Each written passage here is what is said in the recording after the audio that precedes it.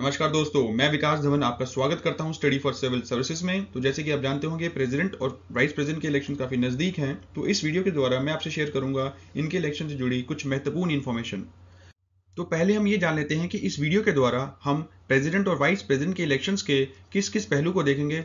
तो पहला हम देखेंगे इनके नॉमिनीज की एलिजिबिलिटी या इनकी क्वालिफिकेशन, फिर हम इलेक्शन के प्रोसेस को समझेंगे, फिर हम उनकी शपथ के बारे में समझेंगे, फिर उसके रिमूवल के बारे में, और फिर हम जानेंगे वैकेंसी यानी उनके ऑफिस कब वैकेंट होता है और उससे जुड़ी कुछ important information.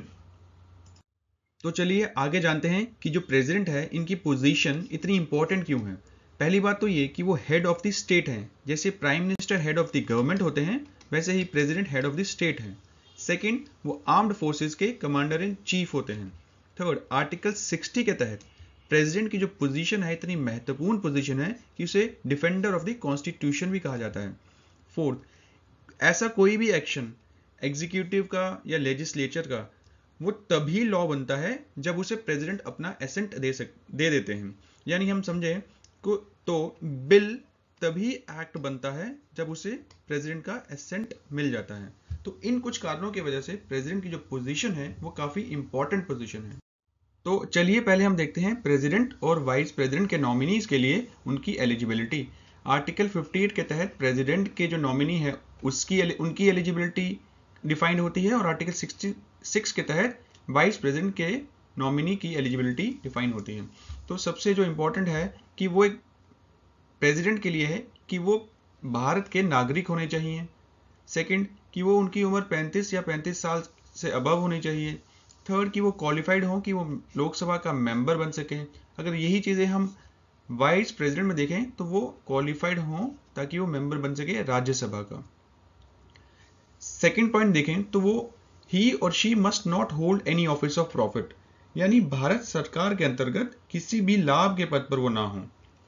Similarly for vice president also. फिर आगे देखते हैं कि जो उनके जो कैंडिडेचर है उसको शुरुआत में सपोर्ट मिलनी चाहिए at least by 50 electors and 50 as seconders, यानी 50 प्रस्ताव करें उनके कैंडिडेचर के लिए और साथ में ही 50 उसका समर्थन भी करें। अगर हम इसी को वाइस प्रेसिडेंट के लिए देखें तो ये फिगर 20 है। तो चलिए अब हम समझते हैं इलेक्शन के प्रोसेस को। जो ये इलेक्शन है ये प्रेसिडेंट और वाइस प्रेसिडेंट के इलेक्शन इनडायरेक्ट इलेक्शन कहा जाता है। ये इसलिए क्योंकि अगर हम देखें तो लोकसभा का जो इलेक्शन है वो डायरेक्ट इलेक्शन है, जिसमें कि हम अपने रिप्रेजेंटेटिव जो हैं एमपी जो हैं वो डायरेक्टली चूज करते हैं, और वैसे ही लेजिस्लेटिव असेंबलीज में ये भी हम डायरेक्टली चूज करते हैं एमएलएज। अब इनका जो इलेक्टोरल एक कॉलेज बनता है प्रेसिडेंट का अलग से और वाइस प्रेसिडेंट का अलग से, वो इनको चूज करता है। तो इसलिए जो प्रेसिडेंट हैं और वाइस प्रेसिडेंट हैं वो इनके द्वारा एमपी और एमएलए के द्वारा बनाए जाते हैं, तो इसलिए इन्हें इनडायरेक्ट इलेक्शन कहा जाता है। और इसको जो सिस्टम है उसे कहा जाता है system of proportional representation by means of a single transferable vote by secret ballot. इसके बारे में हम अपनी नेक्स्ट स्लाइड में विस्तार से जानेंगे। तो पहले हम देख लेते हैं कि इलेक्टोरल कॉलेज में प्रेसिडेंट और वाइस प्रेसिडेंट के कौन कौन आता है। तो पहले हम देखें तो प्रेसिडेंट के इलेक्टोरल कॉलेज में सिर्फ इलेक्टेड मेंबर्स होते हैं राज्यसभा और लोकसभा के, और वैसा ही अगर हम देखें तो वाइस प्रेसिडेंट के इलेक्टोरल कॉलेज में इलेक्टेड प्लस नॉमिनेटेड, यानी all the MPs take part in the election of vice president. और इसमें सिर्फ elected members plus elected members of legislative assemblies and the UTs of Delhi and Puducherry also. तो सिर्फ elected members आएंगे इसमें सब के सब मेंबर्स आएंगे। तो अब ये देख लिया हमने कि कौन कौन इलेक्टोरल कॉलेज में आता है, तो इसमें कौन कौन नहीं आता है। अगर हम वाइस प्रेसिडेंट में देखें तो members of the state legislative assembly ये नहीं आते हैं, और ये इसमें आते हैं। और प्रेसिडेंट में और क्या है कि इसमें नॉमिनेटेड मेंबर्स जो हैं of both the houses, legislative assembly हो या मेंबर्स हो स्टेट लेजिस्लेटिव काउंसिल के, या नॉमिनेटेड मेंबर्स हो दिल्ली या पुडुचेरी के, ये सब नहीं आते हैं। तो ये आप इसको देख लीजिए क्योंकि इस पे भी क्वेश्चन काफी बार बन जाता है। तो चलिए हम समझते हैं कि जो प्रेसिडेंट का जो इलेक्शन है ये कैसे डिफरेंट है फ्रॉम द लोकसभा इलेक्शंस या legislative assembly legislative assemblies elections, यहाँ यूज होता है लोकसभा में और लेजिस्लेटिव असेंबली में डायरेक्ट इलेक्शन, और यहाँ होता है इनडायरेक्ट इलेक्शन। इस डायरेक्ट इलेक्शन में भी first pass the post system use होता है, और यहाँ देखिए तो यहाँ सिस्टम यूज होता है system of proportional representation by means of a single transferable vote and that is also in a secret ballot. तो इसमें 3 की टर्म्स हैं, proportional representation, single transferable vote और सीक्रेट बैलेट। तो चलिए हम समझते हैं पहले एक एक करके इन तीनों की टर्म्स को। तो प्रोपोर्शनल रिप्रेजेंटेशन को समझे तो यहाँ हम एग्जाम्पल लेते हैं कि मान लीजिए एक किसी कॉन्स्टिट्यूएंसी में 10 वोट्स पड़नी है और वहाँ 100 वोटर्स हैं। एक पार्टी है मान लीजिए, इससे मिलती हैं 100 में से 40% वोट्स, यानी 40 वोट्स। तो 40% ऑफ दिस सीट्स इज 4, तो खुद ब खुद उसे 4 वो सीट जो हैं अलॉट हो जाएंगी, यानी in terms of the proportion the votes the party has gain, उस प्रोपोर्शन में ही उसको सीट्स भी अलॉट हो जाती हैं। तो ये हो गया प्रोपोर्शनल रिप्रेजेंटेशन सिस्टम। और सेकंड देखते हैं सिंगल ट्रांसफेरेबल वोट। तो इसमें क्या है कि मान लीजिए एक जो वोटर है उसकी वोट तो सिंगल होगी, लेकिन उस सिंगल वोट में भी उसकी प्रेफरेंसेस होंगी, और जो ये प्रेफरेंसेस है वोट तो एक ही मानी जाएगी, लेकिन जो प्रेफरेंसेस है वो तब मायने आएंगी जब मान लीजिए उसको जो इस वोटर की फर्स्ट प्रेफरेंस का जो कैंडिडेट है वो जीत नहीं पा रहा है, वो नहीं जीत पाएगा, तो जो सेकंड जो उसकी प्रेफरेंस है वो जो वोट है वहां शिफ्ट हो जाएगी, सेकंड प्रेफरेंस वाली। तो इसलिए क्या हुआ कि अब इस वोटर की जो थी सेकंड प्रेफरेंस वो शिफ्ट हो गई, यानी ट्रांसफर हो गई टू द अदर कैंडिडेट। तो इसलिए यहां यूज होता है सिंगल ट्रांसफरेबल वोट। तो अब साथ में ये जो प्रोसेस है पूरी, इसे सीक्रेट रखा जाता है, तो इसलिए बोला जाता है सीक्रेट बैलेट। और अगर हम देखें तो जो ये प्रोसेस है system of proportional representation by means of a single transferable vote, ये एफपीटीपी यानी first pass the post system से क्यों बेटर है, क्योंकि यहाँ पर वेस्टेज ऑफ द वोट्स नहीं होती है। यहाँ देखा जितनी सीट्स मिली उतना ही उसको प्रोपोर्शन में उसको सीट्स, जितनी वोट्स मिली उतनी ही प्रोपोर्शन में सीट्स भी मिल गई, तो यहाँ वेस्टेज नहीं होती है। एफपीटीपी में क्या होता है कि एक ही कैंडिडेट चुना जाता है और मान लीजिए उसको 30% वोट्स भी मिली, लेकिन उसको बाकी कैंडिडेट्स के हिसाब से ज़्यादा मिली, तो वो उसको ही माना जाएगा, बाकी 70% का कोई मायना नहीं। तो यहाँ वेस्टेज हो रही है वोट्स की, यहाँ पर नहीं है ऐसा। और यहाँ जैसे देखा कि हमने सिंगल ट्रांसफेरेबल वोट्स हैं, तो यहाँ पर मल्टीप्लिसिटी ऑफ प्रेफरेंसेस मिलती है। लेकिन अगर हम समझें तो जो ये सिस्टम है ये प्रेसिडेंट के लिए हम ये भी बोल सकते हैं कि ये मिसनोमर है, यानी ये इसके सही यूज में ढंग में नहीं आता है, क्योंकि यहाँ जो प्रेसिडेंट है वहाँ प्रोपोर्शनल सिस्टम वहाँ मिले लगता है जहाँ मान लो मल्टीप्लिसिटी ऑफ सीट्स के लिए हम बात करते हैं, लेकिन यहाँ तो एक ही कैंडिडेट है, एक ही प्रेसिडेंट को चूज करना हमें, तो यहाँ द प्रोपोर्शन तो कुछ बना ही नहीं यहाँ पर। तो इसलिए इसे बोला जाता है कि ये जो सिस्टम हमने लगाया है ये एक मिसनोमर है। तो जो हमने सिस्टम देखा proportional system of by single transferable vote, तो वहाँ एक फिगर चाहिए होती है जिसे बोलते हैं कोटा। तो वो कोटे से ऊपर इलेक्शन में प्रेसिडेंट या वाइस प्रेसिडेंट के नॉमिनी के पास उससे ज़्यादा वोट्स आए तभी वो चूज होगा एज ए प्रेसिडेंट और वाइस प्रेसिडेंट। तो उस फॉर्मूला निकालने के लिए हम पहले समझेंगे कि हमें फिगर चाहिए रहती है वैल्यू ऑफ वोट। तो value of vote for an MLA and value of vote for an MP. तो वैल्यू ऑफ वोट निकालें, मान लीजिए हम एग्जांपल लेते हैं राजस्थान का।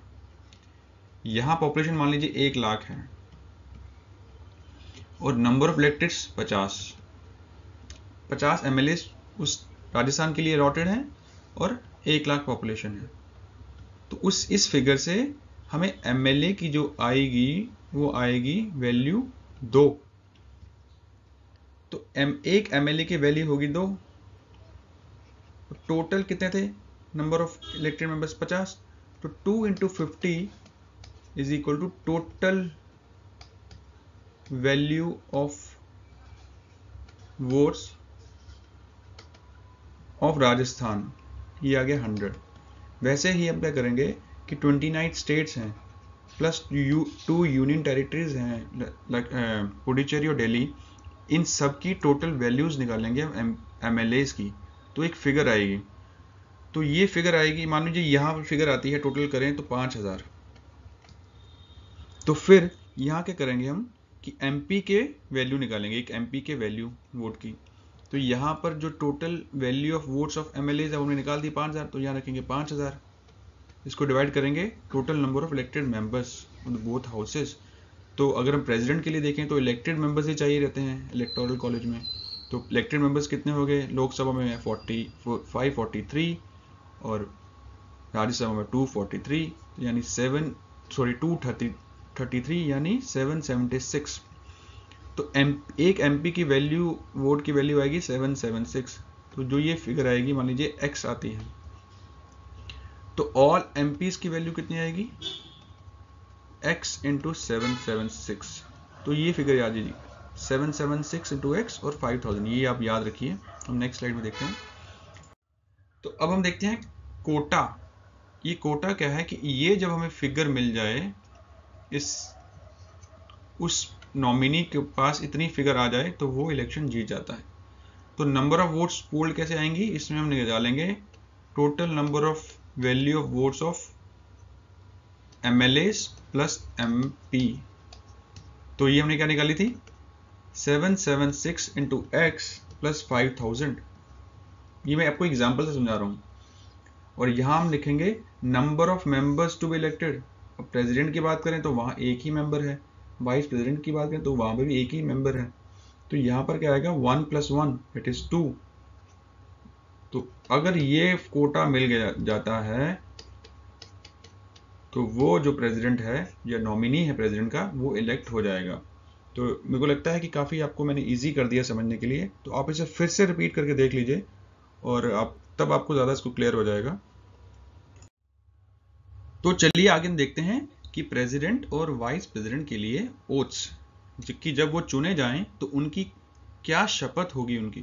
तो उस शपथ में उनको क्या क्या कहना पड़ता है वो आप यहाँ से देख लीजिएगा। प्रेसिडेंट के लिए ये है, ये उनकी ओथ है। प्रेसिडेंट वाइस प्रेसिडेंट के लिए ये ओथ है उनकी। इसमें हमें जो इम्पोर्टेंट बात ये समझनी है कि जो शपथ है यानी ओथ है, प्रेसिडेंट के लिए जो एडमिनिस्टर करते हैं वो करते हैं चीफ जस्टिस ऑफ इंडिया, और वाइस प्रेसिडेंट के लिए प्रेसिडेंट हिमसेल्फ। तो ये आप इसको आप थोड़ा याद कर लीजिए, क्योंकि इस पे भी काफ़ी बार क्वेश्चन बन सकता है। तो जैसे कि हमने इलेक्टोरल प्रोसेस पढ़ ली है, एलिजिबिलिटी पढ़ ली है, ओथ्स के बारे में समझ लिया है, तो अब हम समझते हैं कि अगर जो करंट पोजीशन पे जो प्रेसिडेंट हैं या वाइस प्रेसिडेंट हैं उनका रिमूवल कैसे होगा। तो पहले हम देखें तो जो प्रेसिडेंट हैं उनका रिमूवल होगा when he violets the constitution. लेकिन वायलेशन ऑफ द कॉन्स्टिट्यूशन जो प्रोविजंस हैं या उसकी फ्रेज है, इसको डिफाइन नहीं किया है कि क्या कौन सी प्रोविजंस होती हैं जिससे वो इम्पीच हो पाएंगे। सेकंड ये है कि इनके जो चार्जेस फ्रेम होंगे रिमूवल के लिए, वो किसी भी हाउस के अंदर इनिशिएट हो सकते हैं, चाहे वो राज्यसभा हो या लोकसभा हो। और इन चार्जेस को 1/4 मेंबर्स हैं वो फ्रेम करें शुरुआत में और नोटिस दें 14 दिन का। और जो ये चार्जेस हैं जो किसी भी हाउस में पहले इनिशिएट हुए हैं उनको 2/3 मेजॉरिटी से पास होना होगा, और फिर सेकेंड हाउस में डालना होगा, वहां पर भी 2/3 मेजॉरिटी से जब पास हो गए तो the bill is stand to be passed and the president is removed, that is impeached। अगर हम यही चीज वाइस प्रेसिडेंट के लिए देखें तो वहां there is no formal impeachment required। Impeachment की कोई फॉर्मल प्रोसेस नहीं है, सिर्फ एक रेजोल्यूशन होगा राज्यसभा का जो कि पास होगा एब्सोल्यूट मेजॉरिटी से, और इसी रेजोल्यूशन को लोकसभा एग्री कर देगा। यहाँ क्या था कि किसी भी हाउस में पहले चार्जेस इनिशिएट होते हैं, यहाँ बस रेजोल्यूशन पास होता है, वो भी सिर्फ राज्यसभा में। और अदरवाइज जो 14 डेज का नोटिस है यहाँ पे स्टैंड करता है। तो यहाँ हम एक नोट करेंगे चीज़ कि जो प्रेसिडेंट हैं उनके इलेक्टोरल कॉलेज में देखा था हमने कि इलेक्टेड मेंबर्स ही पार्टिसिपेट करते हैं। इलेक्टेड मेंबर्स कौन से होते हैं? लोकसभा या राज्यसभा प्लस एमएलएस या स्टेट लेजिस्लेटिव असेंबलीज। तो ये लोग सिर्फ इलेक्टेड ही पार्टिसिपेट करते थे, लेकिन जब उनका इम्पीचमेंट होता है तो इसमें इलेक्टेड एमएलएज नहीं आते हैं, सिर्फ नॉमिनेटेड मेंबर्स जो होते हैं वो दोनों हाउसेस के, यानी जो लोकसभा का जो वाइस प्रेसिडेंट का जो इलेक्टोरल कॉलेज था, अब वही उसको रिमूव करता है, किसको? प्रेसिडेंट को। Nominated members of the both houses also participate, और इलेक्टेड मेंबर्स नहीं पार्टिसिपेट करते हैं। अब हम देखते हैं कि जो प्रेसिडेंट और वाइस प्रेसिडेंट है इनके ऑफिस में वैकेंसी किस किस प्रकार से आ सकती है। पहला ये कि जब उनका टर्म ही एक्सपायर हो जाए, मान लीजिए जो 5 ईयर का टर्म मिलता है उसके टर्म के एक्सपायरी पर उनको वेकेंट करना पड़ता है ऑफिस को।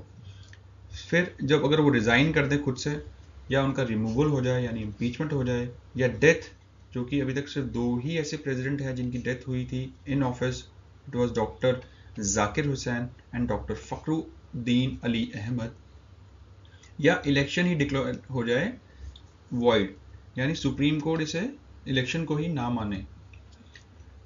तो इस केस में अगर हम देखें प्रेसिडेंट के पास, तो वहां पर भी इन्हीं 5-6 कारणों की वजह से वैकेंसी आती है उनके ऑफिस में।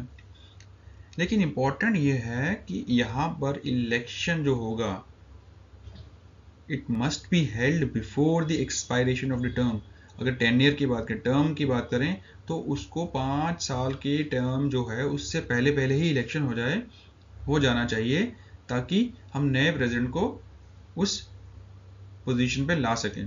अदरवाइज क्या होगा कि अगर मान लो ऐसा इलेक्शन नहीं होता है तो जो आउट गोइंग प्रेसिडेंट होते हैं वो कंटिन्यू करते हैं जब तक कि उनके सक्सेसर को चूज नहीं किया जाता। और वैसे ही प्रेसिडेंट वाइस प्रेसिडेंट के केस में भी election must be held before the expiration of term. अब यहां पर एक हम इंपॉर्टेंट चीज देखेंगे कि इन केस ऑफ रेजिग्नेशन, यानी इन तीनों के लिए, in case of resignation, death and impeachment and removal, election must be held with in 6 months। ये कॉन्स्टिट्यूशन में लिखा है कि 6 month के अंदर ही इलेक्शन होना है। और वाइस प्रेसिडेंट के लिए ये लिखा है it should be held as soon as possible. मतलब यहाँ 6 months का प्रोविजन नहीं है, यहाँ पे लिखा गया है एज सून एज पॉसिबल। तो इसमें भी क्वेश्चन की बनने की संभावना है, तो इसे भी आप थोड़ा देख लीजिए। तो चलिए लास्ट अब हम देखते हैं कि अगर मान लीजिए वाइस प्रेसिडेंट और प्रेसिडेंट जो हैं इनके इलेक्शन में अगर कोई डिस्प्यूट आता है तो उसका रेजोल्यूशन कैसे होता है। ये होता है it is done by an inquiry by supreme court. और जो सुप्रीम कोर्ट जो अपना डिसीजन देती है और वो ही फाइनल भी होता है। तो यानी यहाँ पर इलेक्शन कमीशन का रोल नहीं प्ले होता है in term when there is a dispute for the elections of the president और वाइस प्रेसिडेंट। तो आगे की एक इम्पॉर्टेंट फैक्ट ये है कि 11th अमेंडमेंट एक्ट के बेसिस पर यह कहा गया कि जो प्रेसिडेंट हैं या वाइस प्रेसिडेंट हैं इनके जो इलेक्शन प्रोसेस है उसे चैलेंज नहीं किया जा सकता है कि ये ग्राउंड देकर कि जो इलेक्टोरल कॉलेज था, यानी जो वाइस प्रेसिडेंट का इलेक्टोरल कॉलेज था, all members of Lok Sabha and Rajya Sabha, वो इनकम्प्लीट था। तो इसके बेसिस पे से चैलेंज भी नहीं किया जा सकता है। तो ये था हमारा 11th अमेंडमेंट एक्ट। तो यहाँ मैंने आपको प्रेसिडेंट और वाइस प्रेसिडेंट के इलेक्शंस के प्रोसेस के बारे में एक विस्तार से समझाने की कोशिश की है। तो अब मैं अपनी ये प्रेजेंटेशन यहाँ पर समाप्त करता हूँ। धन्यवाद।